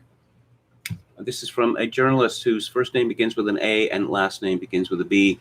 So, yeah, way back in September, the Danes were in the happy vaccine valley and decided to drop all coronavirus restrictions, which led to an entirely predictable set of stories. They were identical to the stories written about Israel and Britain in the spring, because the media learns nothing ever about the row. Yay, Denmark. Yay, vaccines. Yay, sciencey science. Boo, red states. Boo, mean, no good, very bad. Anti-vaxxers. But virus gonna virus and vaccine gonna vaccine. And now the Danes have reached the cliff at the end of the happy valley, vaccine valley, just in time for the winter row season. Yes, as to why vaccinations continue to go up and up and up in Denmark, and there's an explosion of new cases, I cannot possibly comment on that. I'll leave it to your delectation. Let's take a quick look at lockdown skeptics. COVID cases in children fall as most have already had the virus. Nearly 3 in 4 children aged between 5 and 14 have already been infected, causing spread in schools to slow, reports the Telegraph. Again, no comment on that. 300 next-generation COVID jabs could make herd immunity impossible. A U.S. Health Security Agency virologist said the COVID vaccines we have available should be considered the first generation, and that the 300 in development could be even more effective. Do you like getting jabbed? I know I do. It's so much fun, and I feel like such a better person, morally superior as a result. Oh, yes, more on this jury subject. Kathleen Stock resigns from University of Sussex after trans rights row. An academic who was subjected to bullying and harassment by her students because of her views on transgender rights has resigned, reports the London Times. Yes, this woman is, I believe, a lesbian, and she is not a fanatical opponent of transism. She just believes that, women should be allowed to be women and be called women. And she was threatened physically by her students, and her teachers union, they supported the action against her. Patrick Vallance, who is the UK government's chief scientific advisor, has asked Brits to eat less meat. And Kevin O'Sullivan responded on talk radio, "Don't you tell me how much meat I can eat. It's outrageous and I'm sick of it. It's all a fantasy anyway." And Melbourne waiter with COVID vaccine exemption denied work. In 2018, Mason Reid suffered a rare autoimmune reaction to a meningococcal vaccination, which left him paralyzed in the face and chest, causing him to spend 2 weeks in a coma. Because of this event, he was granted an official medical exemption to the COVID vaccine. However, the 25-year-old has struggled to find work as employment agencies have demanded physical proof of Reid having received the jab, as many firms are unwilling to hire anyone from the unvaccinated workforce and have disregarded Reid's personal circumstances. California burger restaurant shut down for refusing to enforce vaccine passports. That would be In-N-Out Burger. And is this Toby Young? Let's see. Toby Young has a column, "Why Skeptics Like Me Lost the Argument." In my latest Spectator column, I revisited the theme of why lockdown skeptics lost the argument, and I say this in spite of believing another national lockdown is quite unlikely. One explanation, the one I like best, Young writes, is that we made the mistake of trying to appeal to reason. This was a point made by David McGrogan, a professor at Northumbria Law School, in a piece for My Skeptical website. I am somebody who encourages students to investigate and debate facts for a living, so this has been a very bitter pill for me to swallow indeed. But the reality is that most people are just not actually interested in finding out the truth for themselves. They are much more interested in conforming with what they perceive to be the moral truth, the prevailing moral norm. The reason the vast majority of the public supported lockdowns is that they believed they were the right thing to do. Well, yes, as I like to say, the age of reason is over. And perhaps not before time. The Enlightenment always faced a serious problem in that reason does not appeal to the irrational. The only thing that appeals to the irrational is force. And of course, Enlightenment societies do not like to use force, as a matter of course, against the irrational. They're well prepared to use force against the people who are called skeptics, but that's another matter. There's a piece, Associated Press, by Heather Green and Emily McFarland Miller, yes, two women, how some Jew witches embrace both Judaism and witchcraft. In a scene from a recently released movie, three older women in a small room slowly walk clockwise around a table covered in candles, chanting curses softly. A scene from the latest Macbeth remake? Not exactly. It's a moment from indie film A Caddish for Bernie Madoff. A musical exploration of spirituality, Jewish identity, and the Bernie Madoff case. Its creator, Alicia Jo Rabins, identifies as a Jewish artist and educator. Well, what are you talking about, identifies as a Jewish artist or educator? She either is or she isn't. Who incorporates elements of witchcraft into her practice of Judaism, an increasingly common, if still controversial, combination. In both the modern witchcraft and Jewish communities, people are bringing together magic, often called witchcraft, and religious ritual. The ways in which these two seemingly distinct practices merge is often highly personal, depending on heritage, education, and spiritual calling. The kinds of witchcraft that I practice draw on my training in Jewish ritual, said Rabbins, who holds the Torah in the above scene in the Madoff film. I don't see it as opposed to it, but as building on it. So the story goes on to say that there are many condemnations of witchcraft in the Torah. But you see, she's one of them good witches. Okay, so if your power doesn't come from God, then where does it come from? But the Associated Press and its two lady writers don't want to talk about that. Oh, Rabbi Jill Hammer highlighted this point in an interview with Religious News Service, explaining the difference between Jewish ritual and witchcraft is mostly political, also misogynistic, don't you know?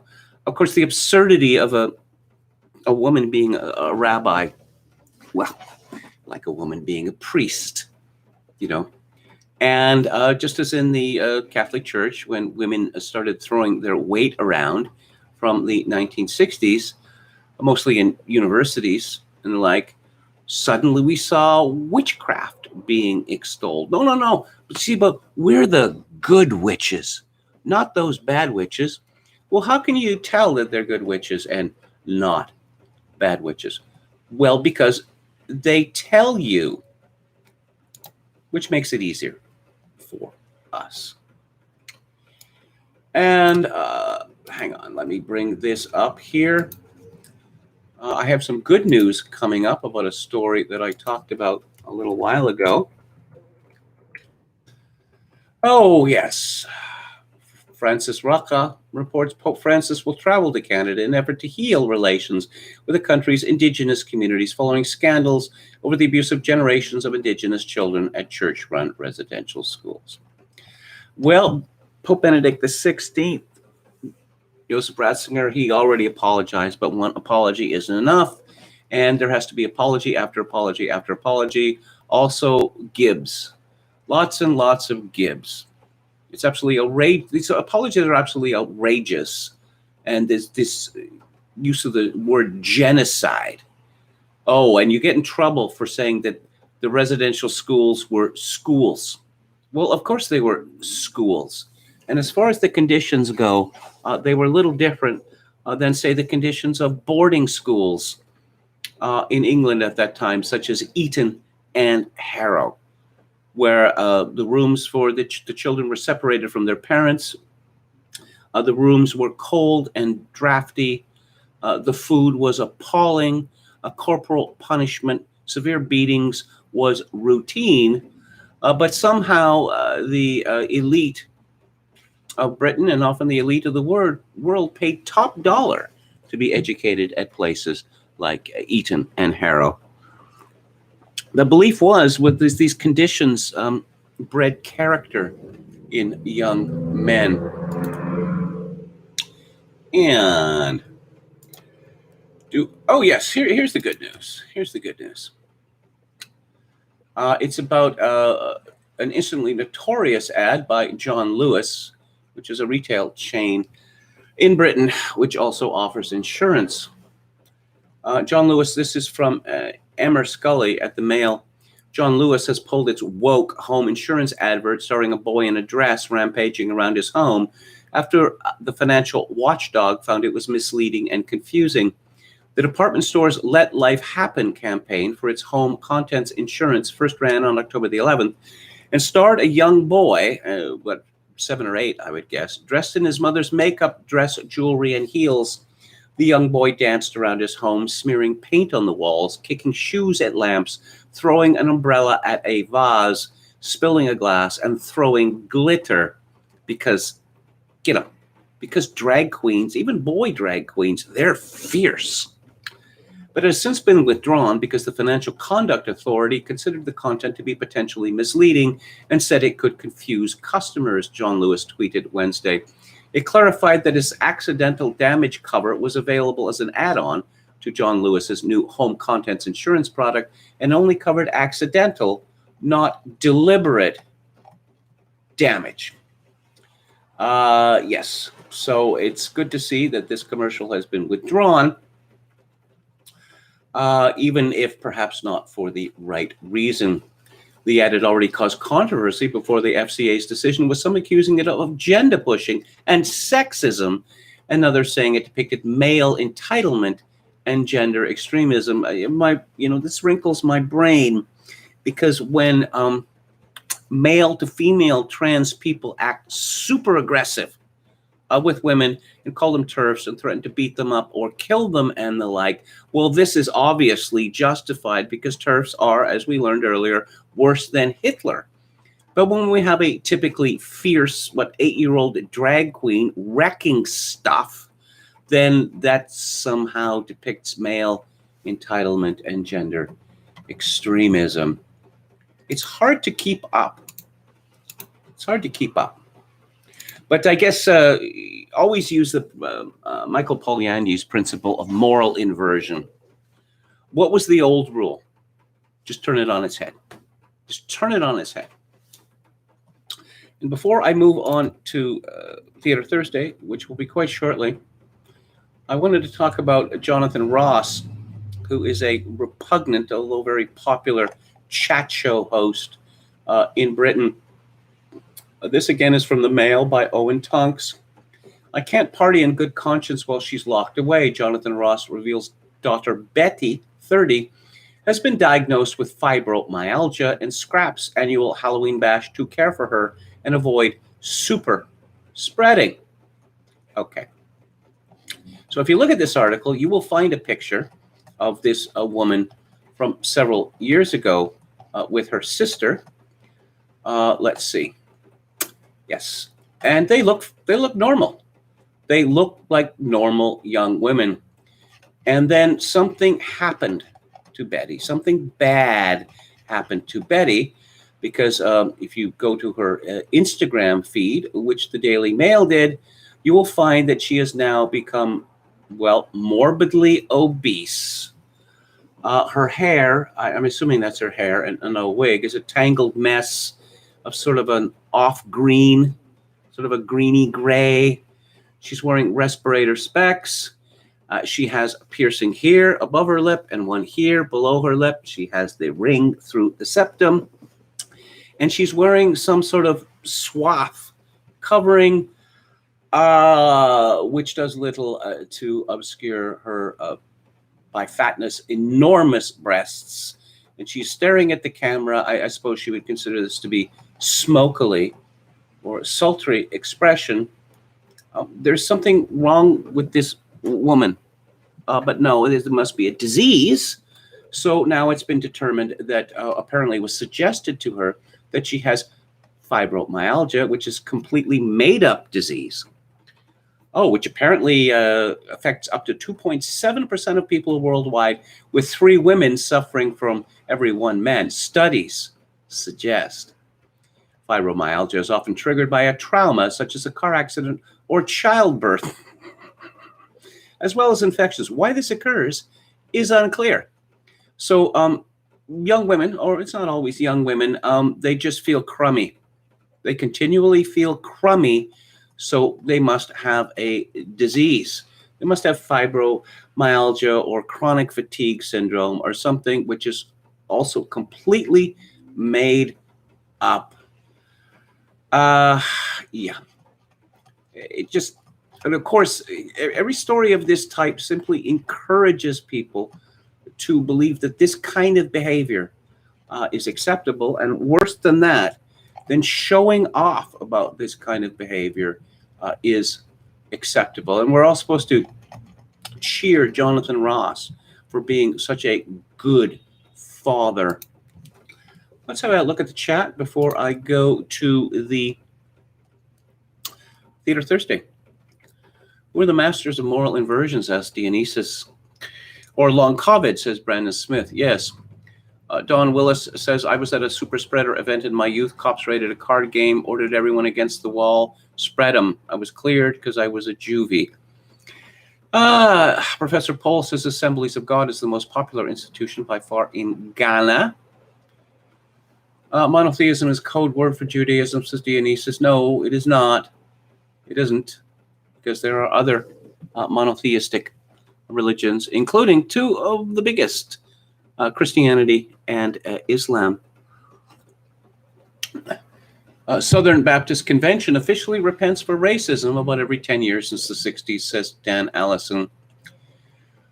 Don Willis, identify. I'll have none of this. I'm with you, KMG. Call people out the second they utter the word. Professor Paul says, identify is the last hero of Western civilization. Hello to VDR. KMG, do you think the rational to be superior to the irrational, says Dionysus. Yes.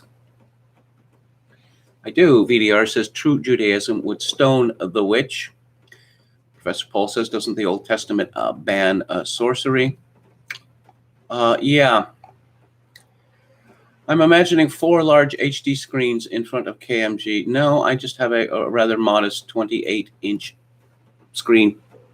When I was in Victoria previously, I had a 32-inch screen, which I managed to get for $200, but I couldn't find a suitcase big enough to stuff it in, so I had to leave it behind and then spend another $200 for a somewhat smaller screen. Steve asks, can we put that motorcycle gang in charge of the country? VDR says, Elizabethtown is my favorite movie. Not joking. Well, it's got Alec Baldwin in it, doesn't it? And he's much in the news today. I don't know what Cameron Crowe was really getting at with that movie. Honestly, I don't. Okay, let us go on to Theater Thursday. And the film I'm speaking about today came out in 1960, and it was very controversial at the time. And it was, I suppose, a flop. It has now become a cult film, like so many of the other films I discuss on Theater Thursday. It is called Les Yeux Sans Visage, or Eyes Without a Face. And I'll just put it up front, okay? If you are a squeamish person, particularly squeamish about bodily injury, don't watch this movie. It was reported that when the movie was first screened in Edinburgh, I don't know, dozens of people fainted or fled the theater at a particular scene. Georges Franju was born in 1912 and died in 1987. When I read about these old filmmakers, it strikes me that so many of them actually did various things in their lives before they started making films. Now, it's pretty much straight into film school or straight onto a film set in some way. I mean, that's what Hitchcock did. I mean, he worked in an insurance office, and then he got involved in writing intertitles for films. But no, I think that the lack of experience has not been good for the film industry. Franju famously began as a documentarian, and his first non-documentary film, Head Against the Wall, came out the year before Eyes Without a Face. This is, people have complained about, I suppose, lack of plot or lack of highly developed characters in Eyes Without a Face. Well, it's not that kind of movie. It is very much almost a surrealist experience. There are many scenes of great beauty and great horror, and they are not necessarily realistic because they are not supposed to be. The point of this movie is to infuse people with feeling, and I think it succeeds admirably. This movie is based on a book by Jean Redon of the same name, and the script was worked on by 6 different people, including the very famous duo of Pierre Boileau and Pierre Irard, who called himself Thomas Narcejac. And you will know some of their films. One of the most famous shockers in French movie history, Les Diaboliques from 1955, which was directed by Henri-Georges Clouzot, and of course, Hitchcock's Vertigo. They wrote a lot of books together, and they were exceedingly popular in France. The movie stars Pierre Brasseur and Edith Scob, Alida Valli, who was born in 1921. So she was almost 40 years old when this movie came out. She, of course, is one of the stars of, let's see, The Third Man, surely one of the most beautiful women in film history. There are a lot of beautiful women in this film. Unfortunately, bad things happen to them.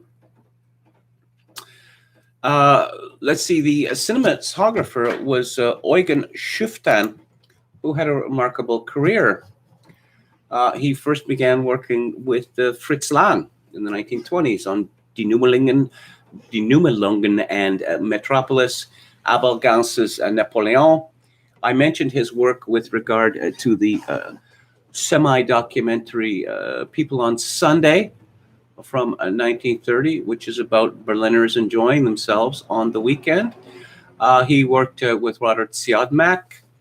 And who didn't he work with? He worked with Pabst, G.W. Pabst, Max Ophuls many times, Pabst many times.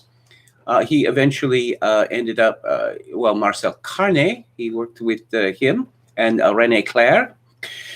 He eventually ended up in America, where his last three films were The Hustler. You all know that film, Paul Newman. Jackie Gleason, Something Wild, and Lilith. And this is a black and white film, and the control of lighting and the use of lighting to create moods is really quite something. And it starts off with a bang. It starts off with a woman driving one of those strange French little French cars, a Citroën. And it's ominous. The music is by Maurice Jarre, and it is fairground music, and it puts you, at ease. Because why are you hearing fairground music at the beginning of a movie which isn't about the circus? So we see Alida Valli, and it is a dark, rainy night, and she seems to be afraid. And we see her driving down a road, a lonely road in the suburbs, I suppose, or the country. And we see a vehicle catching up with her very, very quickly. And this vehicle is determined to get ahead of her. And we wonder whether she's going to be forced off the road or there's going to be a crash. But instead, she turns to the side of the road and this van thunders by. And at one point, she adjusts rear view mirror, and then we have a shock because there is something in the back seat, and it is something which is dressed in a trench coat and a felt hat.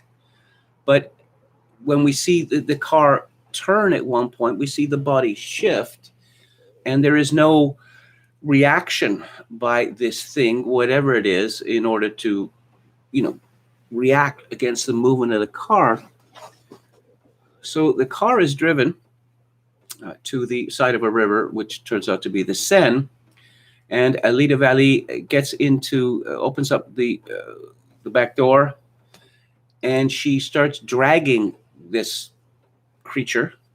And it turns out to be a woman, for some reason, is dressed in a trench coat and a felt hat, fedora. And this woman is dragged to the edge of the river. And this is, obviously a strenuous effort.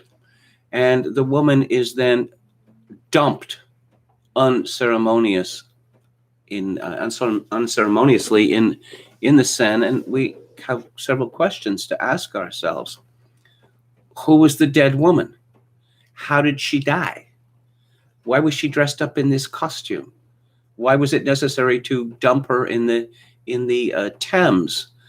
And as I say, this is the first scene of the movie, and it is highly disconcerting. It sets the tone for the rest of it, that we're going to be seeing things that are unusual.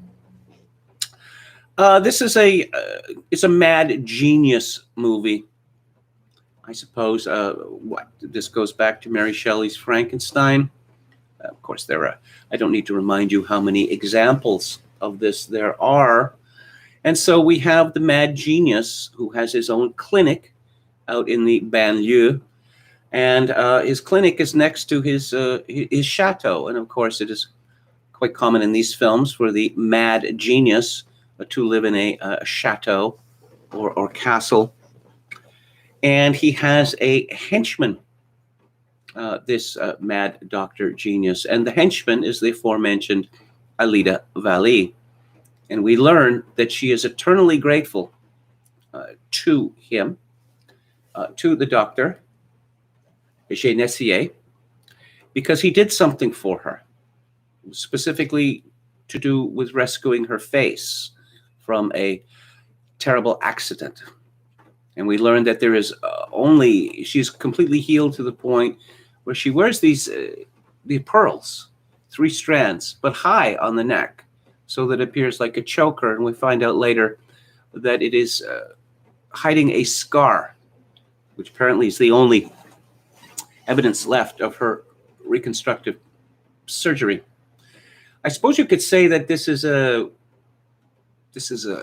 movie about looking at doctors as assassins in white coats. I mean, it is disconcerting to think about the power that doctors or all medical personnel have over us. We read stories. There was a recent story in the news about some nurse or whatever in some hospital, was it in the United States, who killed 4 patients for fun by injecting air into their bloodstream. We learn this is real monster movie stuff in this movie, but it doesn't seem outlandish. After Dr. Genessier comes up for the first time to his chateau, we hear the barking and howling of dogs, of many, many dogs.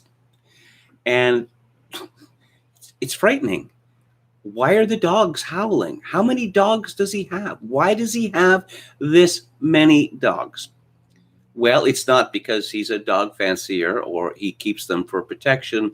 There's a very specific reason why this research doctor has these dogs, and you can probably guess what it is. It's not a happy reason. So, why was this woman murdered? Well, it's the perfect crime. It's the perfect crime because the doctor is summoned to the morgue, and he is asked to take a look at a woman who was found in the Seine, who has no face. And this is attributed to rats and the like, or being in the water for some time. And there are 2 men who have recently lost, or their young daughters, young adult daughters, have gone missing. And we find the other man who is quite distraught by his daughter's disappearance, and then we find out that this is a switch, that the doctor has deliberately identified the murdered woman as his own missing daughter. And why is she missing?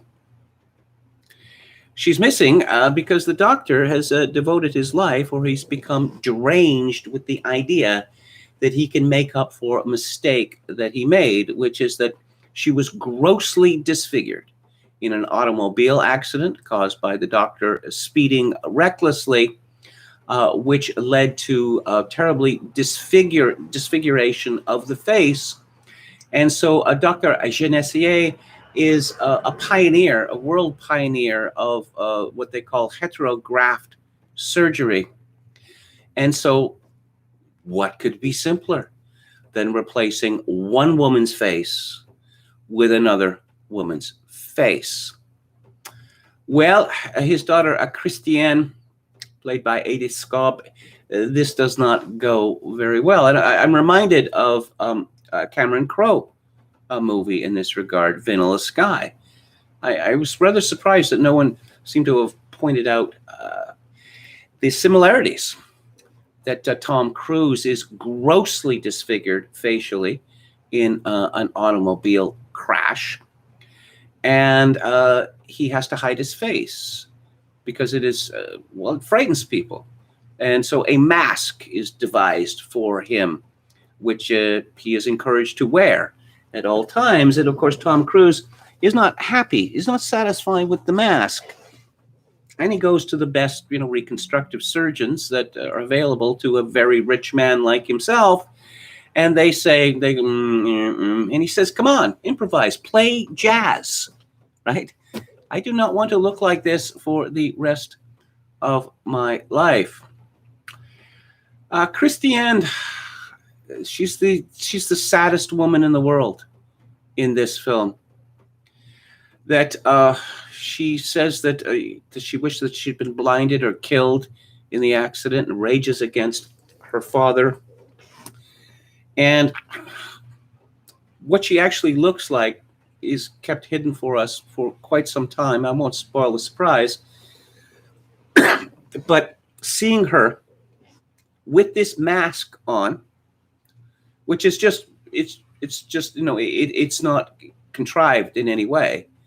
It is, again, rather like the mask that Tom Cruise wears in Vanilla Sky.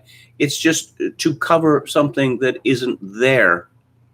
So we'll see a lot of her with her eyes appearing through this mask, and we'll see, very sadly, a very large portrait of her that presumably her father commissioned, which holds pride of place in the chateau. And we see what a beautiful woman she was. Now, it's commonplace in horror movies that, the Dr. Frankenstein will have his Igor, or whatever the servant is called. And in this film, the faithful servant, who turns out to be the procuress of women, is played by Alida Valli.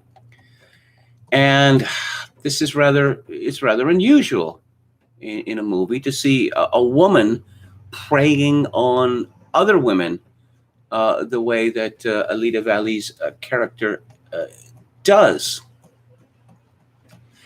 And the doctor he's persuaded himself that he will succeed at this grotesque, ungodly task that he has set for himself. And despite numerous setbacks, he continues to press forward. And meanwhile, the police are baffled by the disappearance of a number of exceedingly good-looking young women from Paris. And they have to be they have to rather match the physiognomy of poor Christiane. And Christiane is, I suppose she puts up with this, but eventually, she despairs. She's one of the several women who despairs in this film. The role of the police is rather strange to me, because a young woman called Paulette Meridon is lured by the police into a kind of trick that they've set up. There's suspicions about the doctor and his clinic, and so this poor young woman, who had been arrested for shoplifting, not a particularly serious crime. At first, the police tell her that they give her a stern talk, telling off, and let her go, and then they summon her back a couple of days later saying the trial is back on. Oh no, a trial. My parents won't be able to stand it. Well, there's something you can do for us.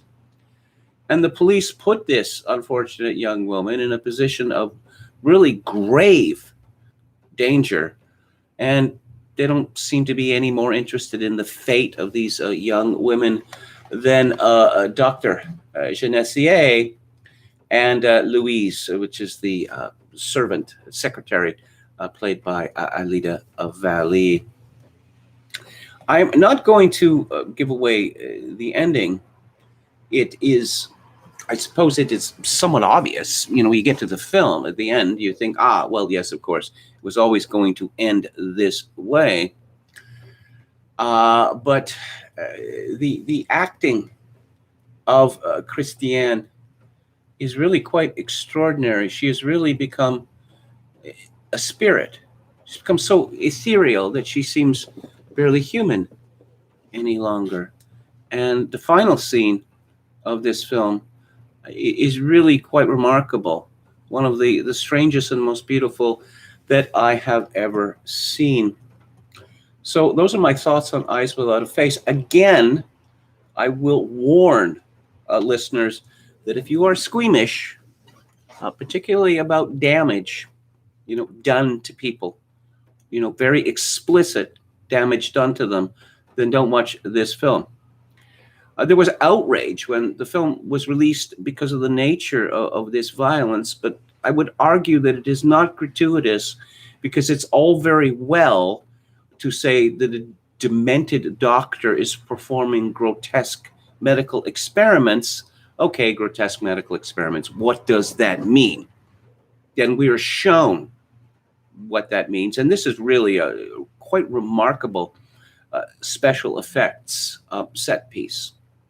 Because, obviously what is shown in the film cannot be done. But we are tricked by this. The film is available on Blu-ray on the Criterion Collection in a very fine edition. So those are my thoughts about Eyes Without a Face. And let's have a final look at the chat. Yes, I see some of them. I see some of them. Some of our viewers have seen this film.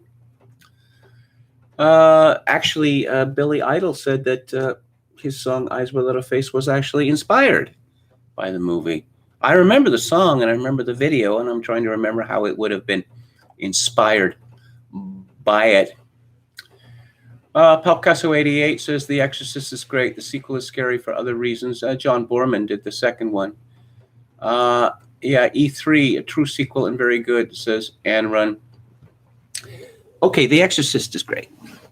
I have a problem with The Exorcist, which is this: that it changed the nature of horror movies, and not in a good way. That if you see Robert Wise's The Haunting, which I believe came out in 1963 with Julie Harris, which has my highest recommendation, the movie is about ambiguity, suspense. Is there a haunted house? Or is it just the imagination or the mental illness of Julie Harris's character? With The Exorcist, it's just every time they walk up those stairs, the audience knows that it's going to be beaten about the head with, the equivalent of a 2x4. And since The Exorcist, we need buckets of blood. We need barrels of blood. We need savage things happening on a regular basis, preferably to the most vulnerable among us. Piper Laurie was on fire in The Hustler, says Don Willis. I think that Enron says, I think The Exorcist still has the power to disturb and freak people out. Well, there have been other movies about exorcisms. I'm trying to remember a French one, recent years, based on a true case from Germany, that the director, Hurricane Billy Friedkin, he totally bought into the idea of exorcism. When he married his third, I think, and most recent wife, he's still married to her. She's a Jewish, like Friedkin. And Friedkin said, I have to tell you something before we get married. Well, what's that? She's a studio executive. He said, I love Jesus. She says, what are you talking about? And he said, no, I love Jesus. That Friedkin learned a lot about exorcisms. And as I say, he totally buys into it. With other movies about exorcism, there's some ambiguity. Is this, woman, is she just crazy? Or is this the result of Catholic religious hysteria impressed upon an unfortunate young woman by the church? So yes, when the things that we see in The Exorcist, we know that they're happening, whereas the things that we see in The Haunting, we don't know whether they're actually happening or not. Picasso 88 says, people fainted at The Exorcist when I saw the director's cut, and 2,000 young people in the theater laughed at the scary parts. Yes, I think that, they become desensitized, obviously, and I think that they're, stupider, to put it bluntly, that the use of irony, relentless use of irony, has resulted, I don't know, in a couple of generations which seem to be unable to take anything seriously except, I don't know, multiculturalism and the cult of St. George Floyd. Oh, I see. We have some lyrics here. I'm on a bus on a psychedelic trip reading murder books, trying to stay hip. I'm thinking of you. You're out there, so say your prayers. Some lyrics from Eyes Without a Face. Alec Baldwin was also in talk radio, says Picasso 88. Friedkin talks like Trump, says VDR. Yeah, his comments, his director's comments on his films are really very good. He's also he gives great interviews all the time. This is a fellow who really, he says what he thinks, People laugh at violence online all the time, says VDR. Well, I suppose, the man slipping on the banana peel, that's funny, right? Of course, that's a complicated subject because sometimes people slip on banana peels or wet leaves or, liquid, and they hurt themselves quite badly. There's also the aspect of humiliation involved. Okay. So I am going to wrap this up. Just a reminder that tomorrow on the book club, I will be discussing American Psycho, which was that one of the last few novels that seems to have made a cultural impact. Because when did that come out? 1990, 92? Not very many novels since that time have really impressed people to the extent that they talk about it. Of course, a very famous movie version by Mary Harron, I believe it was Canadian, did a movie version with a great performance by Christian Bale. And next week on Theater Thursday, I am going to be discussing, where's the thread? Where did this thread go? Come on. Oh, yes, seasons, the first 3 seasons, and there have only been 3 seasons of Babylon Berlin, which is a elaborate, exceedingly expensive attempt to recreate the Berlin of Weimar Germany, 1929, in all of its decadent horror. And I quite like it. So that's it for today. I shall be back on the air tomorrow at 4 p.m. Pacific, 7 p.m. Eastern. And if you like the show, if you'd like to make a live stream donation to the live stream, which frankly I could really use, I want to thank so much those people who have donated already. My PayPal account is linked to Kevin_Grace@hotmail.com. Once again, Kevin_Grace@hotmail.com. If you are in Canada, Donations to the live stream may be made directly via interact@kevingrace@shaw.ca. And as always, I leave you with this. In these days of social atomization and civilizational collapse, I do dearly wish that you, my dear viewers and listeners, manage to forge a genuine human connection in order to ease the burden. Good night.